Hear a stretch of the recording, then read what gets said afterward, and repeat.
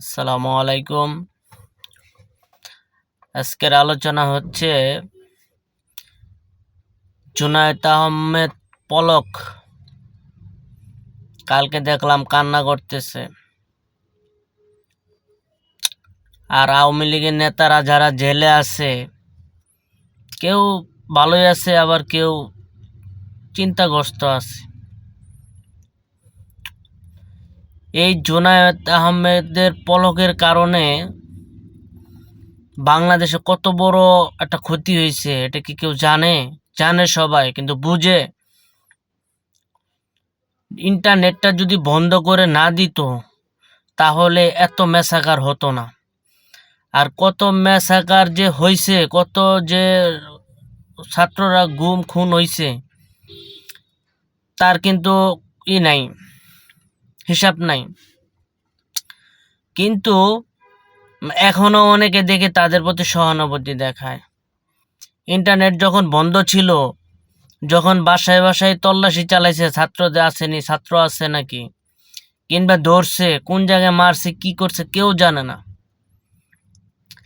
তো এসব যারা আছে তাদেরকে তো ডাইরেক্ট ক্রসফায়ার দিয়ে মারা উচিত ছিল। তারপরেও তো তাদেরকে আমরা অনেক আইনের মাধ্যমে অনেক কি করে তাদের আপ্যায়ন করতেছে। তাদের চেহারা কিন্তু ভাঙে নাই, তাদের চেহারা কিন্তু টলমল টলমল করতেছে। তারা যা কামাইছে এবং তাদের যে ফ্যামিলির যা টাকা আছে তারা ভিতরে পাঠাইতেছে, ওগুলা দিয়ে ভালো কিনা টিনা খাইতেছে এরা। আর যারা আওয়ামী লীগের নেতারা ধরা খাইছে, তাদের তো মনে করলেন হয় যাবজ্জীবন নয় ফাঁসি, একটা না একটা হবেই। কিন্তু যারা বিদেশ পালাই গেছে তারাই হইল লাভবান। শেখ হাসিনা কি শিয়ানা দেখেন, তাদের পরিবারের লোকদের আগে কিন্তু পাঠাই দিছে।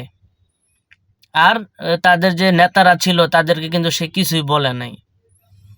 এরকম একটা নেত্রী, এরকম একটা দলের প্রধানের যে রাজনীতি করে, তাদের লজ্জা হওয়া উচিত।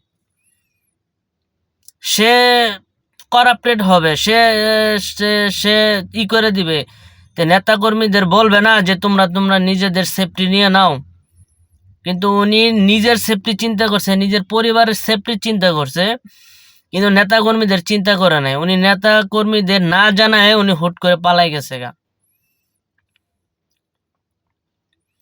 ভাগ্যিস ভালো এই দেশের মানুষ খুব ভালো যে তাদেরকে এখনো দয়া মায়া করে তাদেরকে মারে নাই, তাদেরকে মাফ করে দিছে।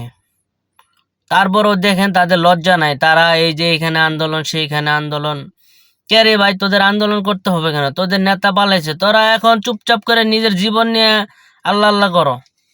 এখন যে কোনো একটা ঘটনা হইলেই আওয়ামী লীগ, ছাত্রলীগ, যুবলীগ এদেরকে টার্গেট করা হবে, ধরতে হবে, কারণ তারাই এখন এগুলার পথ বাইছে নিতেছে। তো তাদের যাদের ফ্যামিলি আছে তাদের তো একটু চিন্তা করা দরকার। নিজের নয় কোনো সমস্যা না, কিন্তু আপনাদের তো ফ্যামিলি আছে, যারা আওয়ামী লীগ, ছাত্রলীগ, যুবলীগ করতেন তাদের তো ফ্যামিলি আছে। আপনারা আপনাদের ফ্যামিলির কথা চিন্তা করেন। আপনি যদি একটা আন্দোলনে যাই এখন আপনি ধরা খায় যদি জেলে ঢুকেন, আপনার ফ্যামিলিটার কি অবস্থা হবে? শেখ হাসিনা তো আরামে আছে। শেখ হাসিনার যারা ওই নেতাকর্মী যারা ছিল, তারা তো বড় বড় লিডার যারা করতো, সামনে উঠতো, তারা তো বলাইছে। এই দেখেন জাহাঙ্গীর কাবার নানক, তা সে কই আছে জানা নাই, সে আরামে আছে। তারপর দেখেন মির্জা আজম, তারা আরামে আছে। মাহবুব আলম হানিফ আরামে আছে।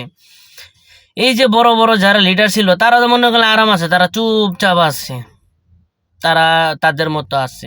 কেউ সিঙ্গাপুর, কেউ মালয়েশিয়া, কেউ বিভিন্ন রাষ্ট্রে আছে।